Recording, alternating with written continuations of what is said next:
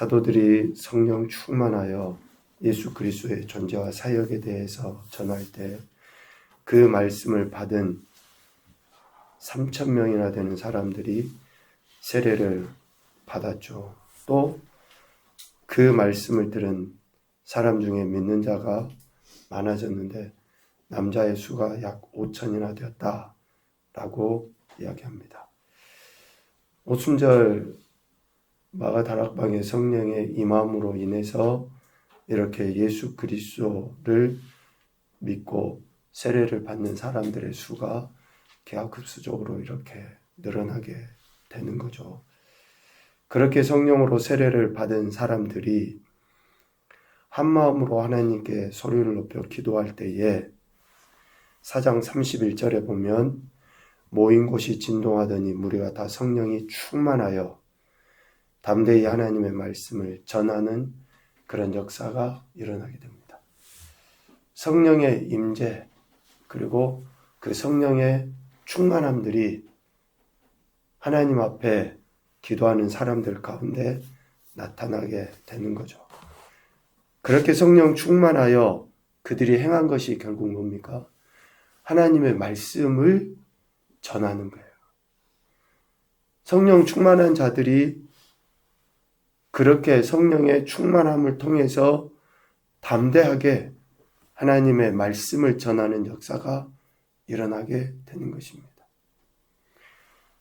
어떤 기적이나 이적이 우선이 아니고 소위 어떤 은사가 우선이 아니라 하나님의 말씀, 즉 예수 그리스도의 존재와 사역을 증거하는 것으로 성령 충만함을 나타내 보여요. 그러니까 앞서 3,000명이나 되는 사람들이 또 남자들만 해서 5,000명이나 되는 사람들이 그렇게 믿고 세례를 받고 하는 것에 믿음은 결국 예수 그리스도의 존재와 사역인 거죠. 사도들은 자신들이 예수 그리스도의 이름으로 행한 것에 대해서 거부하고 능욕하는 사람들이 있었죠. 특별히 종교 지도자들. 그들은 어떤 사람들입니까? 제사장들이고 성전 맡은 자고 사두개인들이라고 4장 1절에 분명히 이야기했습니다. 그들이 예수님의 이름으로 복음을 전하는 것에 대해서 거부할 뿐만 아니라 능욕하고 위협하고 또 감옥에 가두기까지 하죠. 그럼에도 불구하고 성령의 역사하심을 따라서 하나님의 말씀, 즉 예수 그리스도의 이름을 전하고 또 그 이름을 전하는 것으로 인해서 능욕을 또 당하죠. 그런데 그 능욕받는 일에 합당한 자로 여기는 거예요. 사도들이. 그 능력받는 일을 오히려 기뻐합니다. 5장 41절과 42절 말씀에 보면 이렇게 돼 있죠. 사도들은 그 이름을 위하여 능력받는 일에 합당한 자로 여기심을 기뻐하면서 공회 앞을 떠나니라. 그들이 날마다 성전에 있든지 집에 있든지 예수는 그리스도라고 가르치기와 전도하기를 그치지 아니하니라. 뭘 전한 겁니까? 성령 충만한 저들이 뭘 드러내는 거냐고요. 자기들의 방언하는 것이 대단해서 그것을 전했습니까? 방언 그 자체에 또 자기들이 지나갈 때 그림자만이라도 덮이기를 바라는 것, 그것이 자기들의 영광이어서 그것을 전했습니까? 아니에요. 오직 예수 그리스도, 복음이신 그분, 더 예수 그리스도의 존재와 사역에 대해서 전했던 거죠. 능력을 받으면서도 그 능력 받는 것을 기뻐하면서 그렇게 할 때에 제자가 더 많아졌습니다. 6장 1절에 그때 제자가 더 많아졌는데 헬라파 유대인들이 자기의 과부들이 매일의 구제에 빠짐으로 히브리파 사람을 원망하니 12사도가 모든 제자들을 불러서 이렇게 이야기를 하죠. 우리가 하나님의 말씀을 제쳐놓고 접대를 일삼는 것이 마땅하지 아니하니 성령과 지혜가 충만하여 칭찬받는 사람 7을 택하여 접대하는 일을 맡기고 12사도들은 오로지 기도하는 일과 말씀 사역에 힘쓰겠다라고 선언을 합니다. 자, 계속 사도들의 그 행태, 즉 성령 충만한 사도들의 그 행태에 결국은 뭘로 연결이 됩니까? 예수 그리스도 말씀을 증거하는 것으로 나타나요. 그 말씀이 많은 사람들이 제자되게 하였기 때문에 그 말씀 증거하는 것이 더 우선이라고 하는 것을 분명하게 지금 이야기하고 있습니다. 그래서 성령과 지혜가 충만하여 칭찬받는 사람들을 세워놓고 그들이 구제하고 접대하고 하는 그 일들에 힘쓰고 사도들은 6장 4절에 보면 오로지 기도하는 일과 말씀 사역에 힘쓰겠다라고 이야기해요. 다른 일이 중요하지 않다는 게 아니에요. 중요합니다. 그러나 그보다 더 중요하고 우선시 되는 일이 뭡니까? 말씀이라는 거예요. 기도하는 것이라는 겁니다.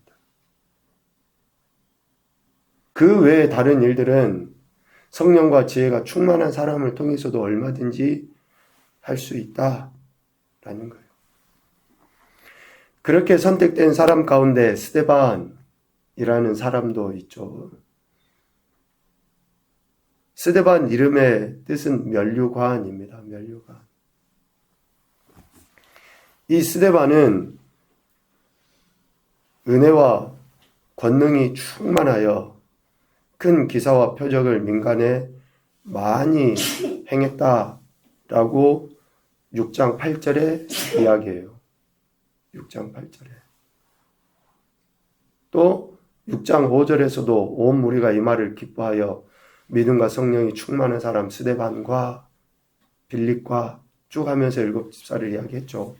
그러니까 스데반은 결국 은혜와 권능, 즉 성령이 충만한 사람이라는 것을 알 수 있습니다.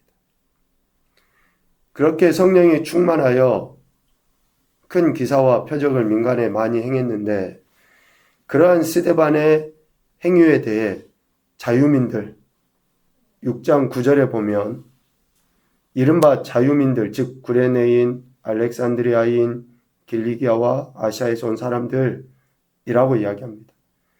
그러니까 이방인이었다가 지금 이렇게 복음을 조금 접한 하나님에 대해서 알게 된 그 사람들이에요.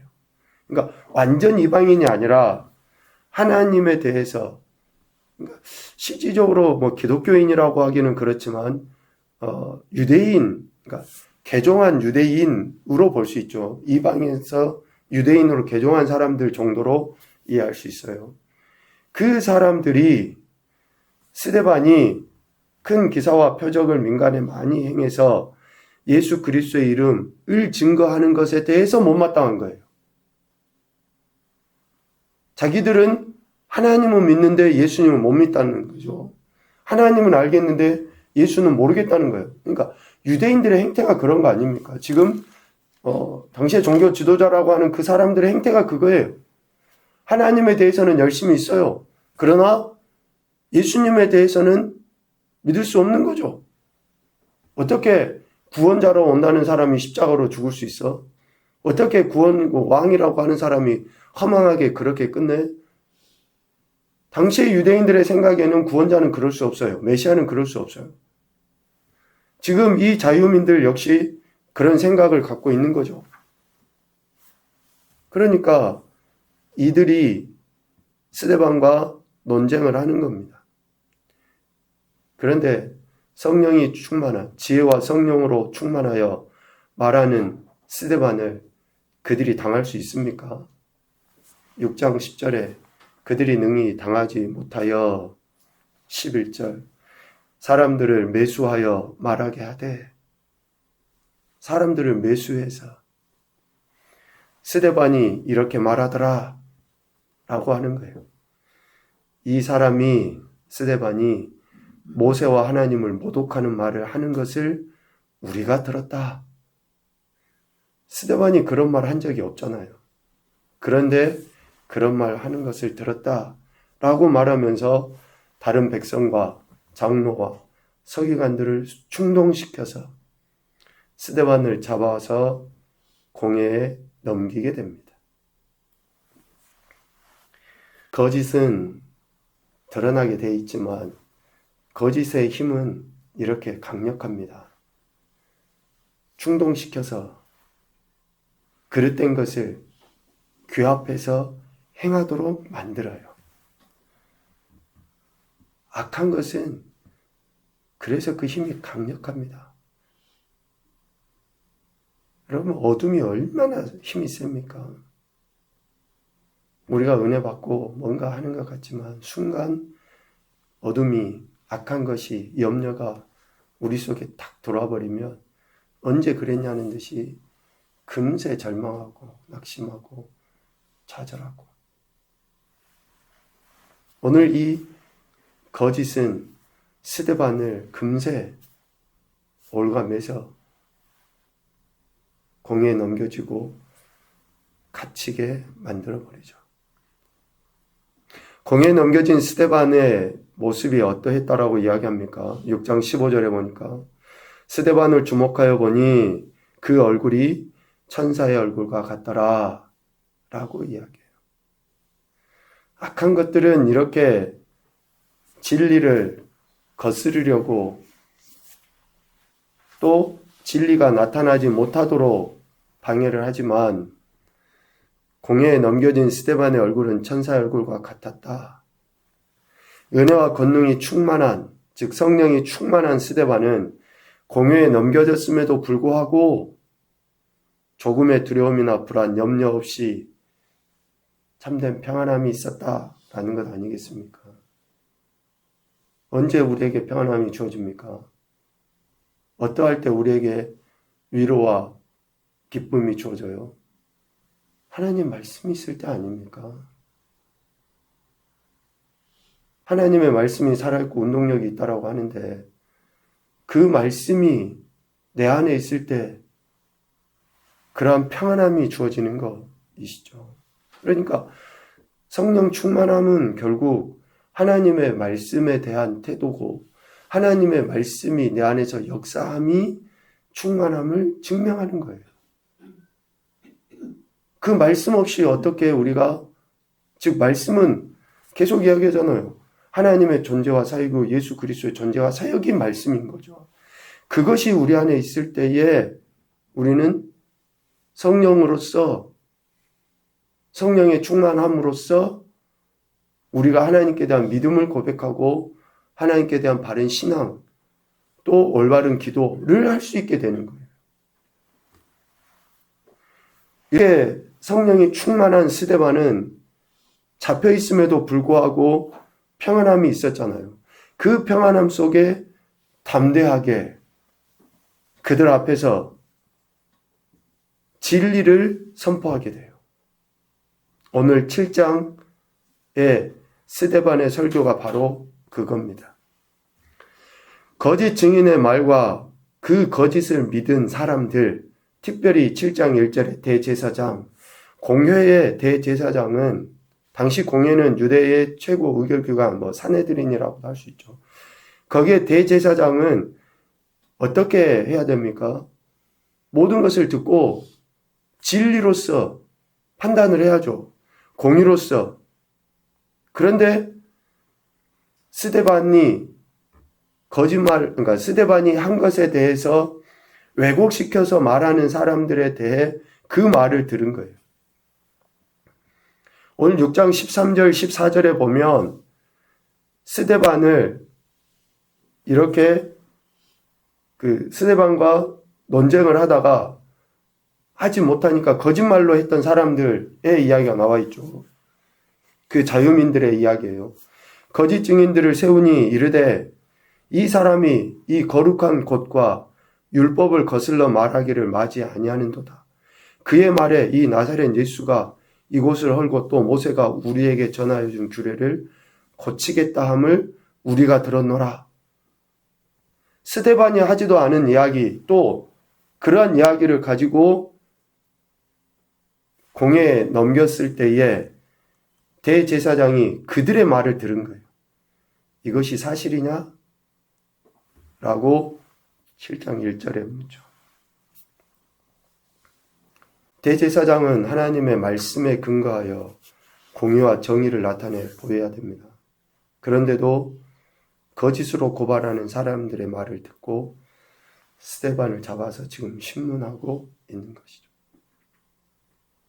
그때 스데반은 2절 이하에 이제 이렇게 이야기합니다. 은혜와 권능 또 성령이 충만한 스데반은 진리만을 선포해요. 그 진리는 두 가지입니다. 첫째, 2절 말미에 이야기하는 것처럼 영광의 하나님에 대한 말씀이에요. 영광의 하나님에 대한 말씀. 그리고 또 하나, 진리는, 즉 스데반의 설교는 영광의 하나님께서 행하신 일이에요. 영광의 하나님께서 행하신 일, 3절 이하에 나옵니다. 그러니까 하나님에 대한 말씀, 그리고 하나님께서 행하신 말씀, 다시 이야기하면 예수 그리스도의 존재와 사역에 대한 말씀이 진리라는 거예요. 이전에도 사도들도 성령 충만해서 그랬고, 또 오늘 스데반도 성령 충만해서 이 이야기를 하는 거예요. 오늘 우리들의 이야기도 하나님에 대하여, 하나님께서 행하신 일에 대하여 이야기하는 거예요. 내가 경험한 것이 전부인 것처럼 그것만 가지고 이야기하면은 이후에 왜곡되기가 매우 쉽습니다. 코끼리 다리하고 똑같아요. 코끼리 다리하고. 맹인이 코끼리 다리 만지는 거하고 똑같습니다. 코끼리 만지는 거고. 내가 만지는 것이, 내가 알고 있는 것이 전부인 것처럼 말을 해요. 매우 위험합니다. 그래서 성령 충만한 사람은 결국 어디로 돌아갑니까? 말씀으로 돌아가는 거예요. 하나님의 존재와 사역이신 그 말씀으로 돌아가서 그 말씀을 증거할 때 그 말씀이 능력 있는 것이고, 그 말씀을 믿는 사람, 듣고 믿는 사람들이 세례받고 제자가 되고 그렇게 하는 거예요. 그래서 여러분, 기도 많이 하셔야죠. 좋습니다. 또 은혜 은사 구해야죠. 좋아요. 그런데 말씀을 깊이 묵상하셔야지 돼요. 그 말씀이 지금 내게 오늘 하루 어떻게 성령의 인도하심을 따라서 살라라고 하시는지 말씀을 깊이 생각을 하셔야 돼요. 그 말씀에 대한 생각이 오늘 내 삶을 성령의 인도하심에 따라서 살아가게 만듭니다. 오늘 스데반은 이렇게 자신을 가둔 사람들 앞에, 그것도 거짓 증인들을 세워서 자신을 해하려는 사람들 앞에서 자기 신변을 보호하기 위한 변론을 한다든지, 그 사람들을 폄훼해서 이야기한다든지 그러지 않아요. 오히려 하나님의 그 말씀을 있는 그대로만 전하고 있습니다. 성령이 충만한 사람의 특징은 하나님의 존재와 사역에 대해 있는 그대로 선포하는 것으로 드러나게 마련입니다. 과거 하나님께서 행하신 말씀이 진리이기 때문에 지금 자신의 신변을 위해 하나님의 말씀을 이용하거나 오용하지 않아요. 악용하지 않습니다. 사실 진리를 있는 그대로 드러내 보이게 되어 있어요. 비록 공에 잡혀있는 상황이라 할지라도 옳지 않은 것에 대해서는 타협하지 않고 옳은 진리만을 분명하게 나타내 보이게 되어 있다라는 것입니다. 첫 번째 교훈입니다. 은혜와 권능이 충만한 자는 예수 그리스도의 존재와 사역에 대한 믿음을 삶의 현장에서 나타내 보이기 마련입니다. 삶의 현장에서 예수 그리스도의 존재와 사역, 즉 말씀을 나타내 보이기 마련이에요. 두 번째, 거짓 증거를 통해 올무에 걸리게 하려는 악한 자의 시도를 이기는 것은 진리 곧 말씀에 대한 믿음과 순종을 보일 때이다. 우리가 어떻게 거짓과 싸워서 이길 수 있습니까? 어떻게 어둠과 사탄과 싸워서 이길 수 있어요? 그것은 말씀에 대한 믿음과 순종밖에 없어요. 진리에 대한 순종이 있을 때에 우리가 그것들과 싸워서 이길 수 있습니다. 세 번째, 우리가 증거해야 할 것은 예수 그리스도의 존재와 사역이다. 그래서 말씀밖에 없다. 그 말씀을 붙잡고 기도하는 사람이 진짜로 성령 충만한 사람이다 라는 것을 오늘 보게 됩니다. 오늘도 저와 여러분에게 이 놀라운 구원의 은혜를 베푸시고 성령의 임재와 충만함을 허락하신 하나님의 선하신 뜻에 합당하게 말씀으로 또 승리하며 또 기도로 더 큰 은혜를 경험하고 살아가는 귀하고 복된 한 날 되실 수 있기를 주님의 이름으로 축복합니다. 아멘.